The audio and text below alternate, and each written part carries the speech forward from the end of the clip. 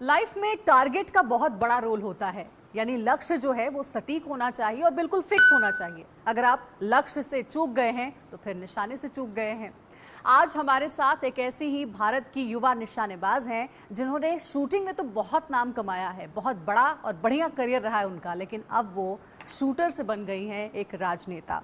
हमारे साथ हैं श्रेयसी सिंह, जो कि इस बार बिहार विधानसभा चुनाव में जमुई विधानसभा सीट से बीजेपी के प्रत्याशी हैं, युवा प्रत्याशी हैं ये। और इस बार बिहार की ये बेटी जो है लोगों के बीच जा रही हैं, लोगों से कई वादे कर रही हैं और कह रही हैं कि उनको ही अपना आशीर्वाद दे। और श्रेयसी, बहुत स्वागत है आपका TV9 भारतवर्ष में।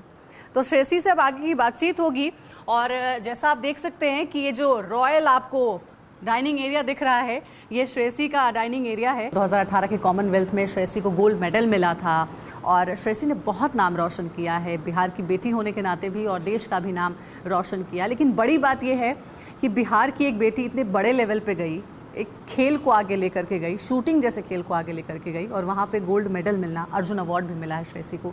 बहुत बड़ी बात है ये श्रेयसी, बहुत नाम रोशन किया आपने। कुछ इसके बारे में, एक्सपीरियंस के बारे में कुछ आप राष्ट्रमंडल खेलों का ये सफ़र इसलिए इतना emotionally I am so emotionally attached to Commonwealth Games, इसलिए भी क्योंकि 2010 में जब हमारे पिता गुजरे जून में, उनसे जो आखिरी मेरी बात हुई थी एक तरीके से, वो ये थी कि 2010 में राष्ट्रमंडल खेल हो रहे थे नई दिल्ली में।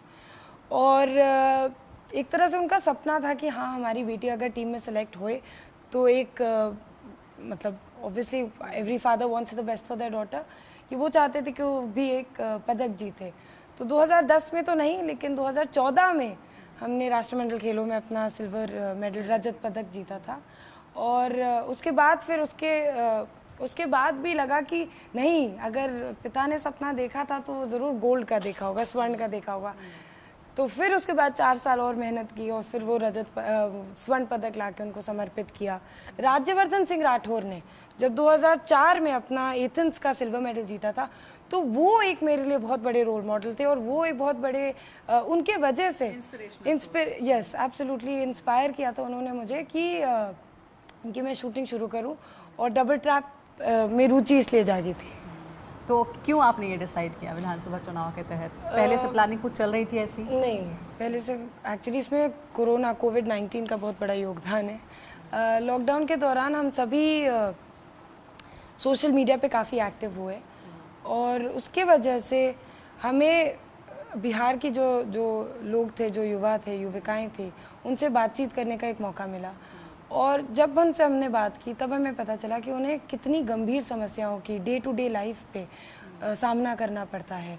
साथ ही साथ ओलंपिक गेम्स 2021 के लिए पोस्टपोन हो चुके थे, तो हमारे पास समय भी था और MLA का इलेक्शन था, तो क्षेत्र भी छोटा होता है, एक Vidhan Sabha compared to a Lok Sabha constituency छोटा होता है, तो इसलिए हमने ये रिस्पॉन्सिबिलिटी ली। तो श्रेयसी के बारे में कई सारी इंटरेस्टिंग बातें आपको पता चली और अभी तो दिन की शुरुआत हुई है। आज पूरे टाइम तक श्रेयसी के साथ हमें रहना है। उनके विधानसभा क्षेत्र में जो गांव पड़ते हैं उन सभी गाँव में जाएंगे श्रेयसी के साथ और आगे की बातचीत करेंगे और श्रेयसी वहीं से तस्वीरें भी हम देखेंगे। जी बिल्कुल।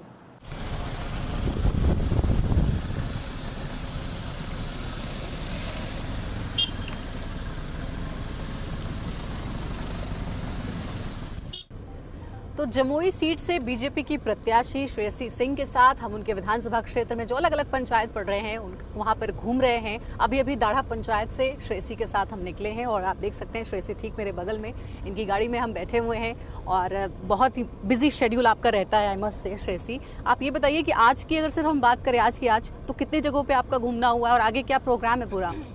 जी, मैं कोशिश कर रही हूँ कि लगभग 2 से 3 पंचायत घूम लूँ एक दिन में, और हर पंचायत में कम से कम 6-7 विलेजेस हैं और उन्हीं विलेजेस के अलग अलग टोला भी बनते हैं यहाँ बिहार में, तो उन टोलों में भी घूम रही हूँ।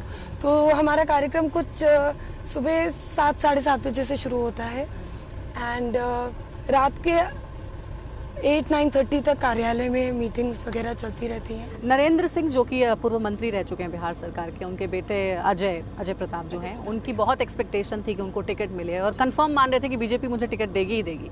लेकिन एन वक्त पे हुआ ऐसा कि श्रेयसी सिंह को टिकट मिल गया, उनका टिकट कट गया और उन्होंने आरएलएसपी पार्टी ज्वाइन कर ली और अब वो आरएलएसपी पार्टी के जमुई से उम्मीदवार हैं। उनसे जब पूछा गया कि आपको क्या लगता है बीजेपी के प्रत्याशी श्रेयसी सिंह के बारे में, तो उनका ये कहना था, या कह सकते हैं बड़ा आरोप था कि श्रेयसी तो जनता का सुख दुख जानती ही नहीं है, तो वो जनता के मुद्दों को कैसे उठाएंगी और कैसे उनके जीवन को संवारेंगी, विकास कैसे करेंगी।